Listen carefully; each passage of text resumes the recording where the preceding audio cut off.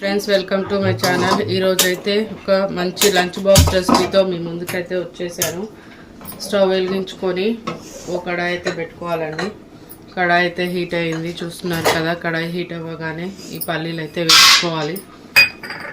Lunch బాక్స్కి కదండి, పల్లీలు అయితే వేయించుకోవాలి. దీంట్లో కొంచెం లో ఫ్లేమ్లో వేయించుకోవాలండి. 2-3 మినిట్స్ వేగిపోతాయి మంచిగా. లో ఫ్లేమ్లో పెట్టి వేయించుకుంటే మాడిపోవు. వేగిపోయాయి కదండి, పొట్టు తీయకుండానే గ్రైండ్ చేసుకోవాలి చల్లార్చుకొని. పల్లీలు అయితే పక్కన పెట్టుకున్నాం కదండి. ఇప్పుడైతే సరిపడా ఒట్టిమిరపకాయలు వేసుకోవాలి. ఒట్టిమిరపకాయలు కూడా కొంచెం వేగాలండి. దీంట్లోనే ఆయిల్ ఏం వేసుకోవద్దు, ఊరికేనే వేయించుకోవాలి.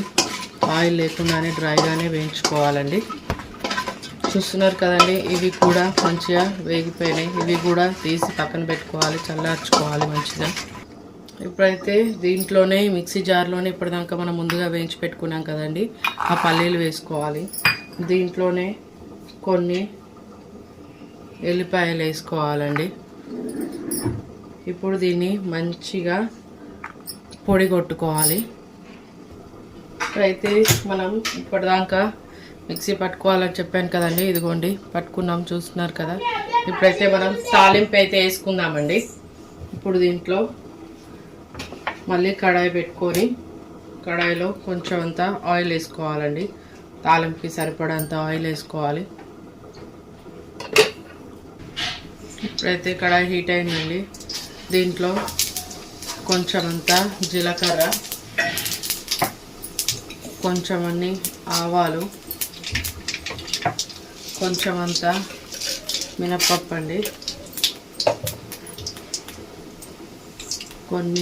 ఒక పచ్చిమిరపకాయ చీల్చుకొని వేసుకోండి. ఇప్పుడు ఇది కొంచెం వేగాలండి. మినప్పప్పు, పచ్చిమిర్చి కొంచెం వేగాలి. ఇప్పుడు దీంట్లోనే కొంచెం అంతా కరివేపాకు వేసుకోవాలి. కరివేపాకు వేగాలండి. కొంచెం అంతా పసుపు, కొంచెం అంతా పసుపు వేసుకోవాలి. ఇప్పుడైతే పసుపు అయితే వేగిపోయింది కదా అండి. ఇప్పుడు దీంట్లోనే మనం ముందుగా మిక్సీ పట్టి పెట్టుకున్న ఆ పౌడర్ అంతా వేసేసుకోవాలండి. వేసుకొని మంచి కలుపుకోవాలి. ఇప్పుడు దీంట్లోనే సరిపడంత ఉప్పు వేసుకోవాలండి. స్మెల్ అయితే అదిరిపోయిందండి. అసలు ట్రై చేసి చూడండి తప్పకుండా, చాలా ఇష్టంగా తింటారు పిల్లలైతే. ఒక్కసారి ఈ విధంగా ట్రై చేసి చూడండి. కామెంట్ బాక్స్లో కామెంట్ చేయండి, మీకు తప్పకుండా నచ్చుతుంది. ఇలాంటి మరెన్నో వీడియోలు మీకు కావాలనుకుంటే share, subscribe and bell icon నొక్కండి. ఇప్పుడు ఇదైతే మంచిగా వేగిపోయింది కదండి. దీంట్లోనే ఇప్పుడు మంచిగా ముందుగా మనం వండు పెట్టుకున్న రైస్ వేసుకోవాలి. ఈ రైస్ అంతా మంచిగా కలుపుకోవాలండి.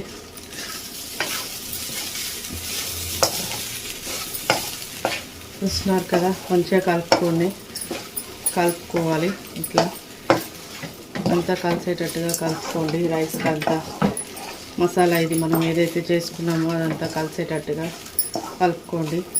ఇలా కలుపుకున్నాం కదండి. దీన్ని టేస్ట్ చూసుకొని సాల్ట్ సరిపోకుంటే అడ్జస్ట్ చేసుకోండి. రెడీ అయిపోయిందండి. Thanks for watching. Please subscribe my channel.